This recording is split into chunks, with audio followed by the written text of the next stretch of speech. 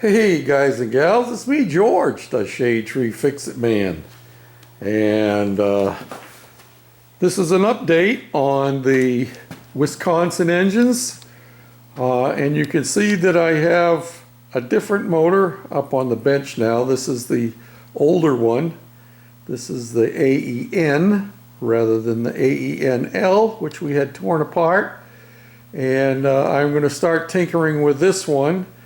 But before I do that, I am going to build another silent air compressor. Not sure if I'm going to use this compressor head or that one down there, but I need to raise some fund tickets so that I can finance the rebuilding of this one over here. I moved it over here because when I took the piston out, I tried getting the rings off of it and I ended up breaking one of the rings. And I'll insert a picture of the piston and the broken ring pieces. And there you can see the rod with the wrist pin. The wrist pin was frozen in, but I was able to tap it out. It drove out pretty easily and it's free now after cleaning it up. But at the very least, I have to buy a set of rings. And if I'm going to buy a set of rings, then I think I will also buy a set of gaskets for it. And of course, I have to fix the oil pan. And I'm going to be doing that. I have cleaned it up and I have ground on both sides of the crack, and I'll insert a picture of that in here for you to see what I've done. And I think at this point I'm going to do it with JB Weld just because it won't cost me anything. I already have some JB Weld. So I got cleaning to do, and the other thing is I may try and find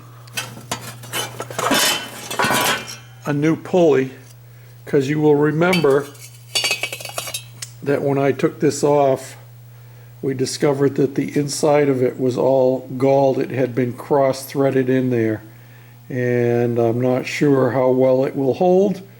So I don't have a thread chaser that big. The best thing I can do is run a wire brush down in there on a drill and try to clean out the threads as best as I can. I've cleaned the threads on the crankshaft, so they're good to go. But we'll see. If I'm going to have to spend a little bit of money on it, then I'm going to do it right. And I will buy a complete gasket set for it, as well as a new set of piston rings. So, yep, I need to raise some fund tickets to do it. And that's part of the reason for deciding to go ahead with this silent compressor build. I will build this, and then once it's done I will sell it, and that'll hopefully bring enough money to pay for the repair parts that I need for that motor over there. I haven't fixed the float yet, but I'm still going to try and do that. And I have another project here. This is not a project that will make me any money. This is my son's car, 2001 Chrysler 300M, and it needs front brakes, including a rotor, at least one rotor. And the worst part of the job is that it needs tie rod bushings, inner tie rod bushings. These motors do not have inner tie rod ends. And to get at the bushings, they happen to be way down in, and I haven't got a light out here, but they're way down in there behind the motor. So yeah, I have to pull off this cowling, and I may just pull the whole hood right off it, but I gotta pull the cowling off, and I think I have to remove wiper transmission, stuff like that, so I can get down in there. So yeah, and here's the bushings. I picked these up today, and we will be doing a how-to or a how not to. I'm not sure which it'll end up being. I've never done one of these. And while we were at the thrift store today, I bought a blanket that I can lay right over the top of the motor, because I'm going to be laying right in there to get down at it. I'm going to have to take off the air intake horn that goes around the back there to give me enough room to get down in there. And this is the kit. Thankfully, the new kit has urethane bushings and not rubber ones. And the rubber ones are worn out, at least one side is. So yeah, that's what I'm going to be doing. And I'll bring you along for that project. Not my idea of fun.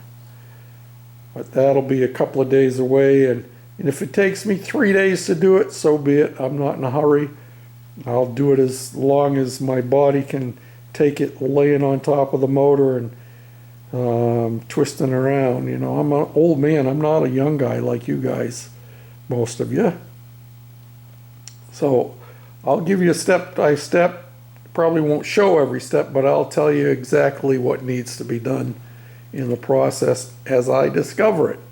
And I'll give you some pictures to go along with it, because that's one thing. I looked on YouTube for how to, and there isn't any. So we're going to do that for this. So yeah. So that's where we're at. My car is parked over on that side. Oh, I spent my last bit of fun tickets that I made recently and bought a set of wheels for my truck. This is a set of 15 by 8 Olds rally wheels from back in the 80s, I believe they are. I got 5 of them. Cost me all of $11. But that was the last of my fun tickets. So I've got to raise some more funds now. My truck is in need of a new set of tires. And that's another thing to raise fun tickets for. So we'll be doing some projects to make some money. And then as I can afford it, I'll buy some tires. Not sure if they'll be new or used. It depends on what kind of resources I can come up with. But there you have it. So the very next project, I'm probably going to tinker with this silent air compressor in the midst of doing this. When I get tired of laying across this motor, then I may just go over and tinker with the silent air compressor. And I have been working on the gadget bike a little bit, not a whole lot. I think the next thing I'm going to do is take the motor and put it in place here on the frame and start putting this puppy back together.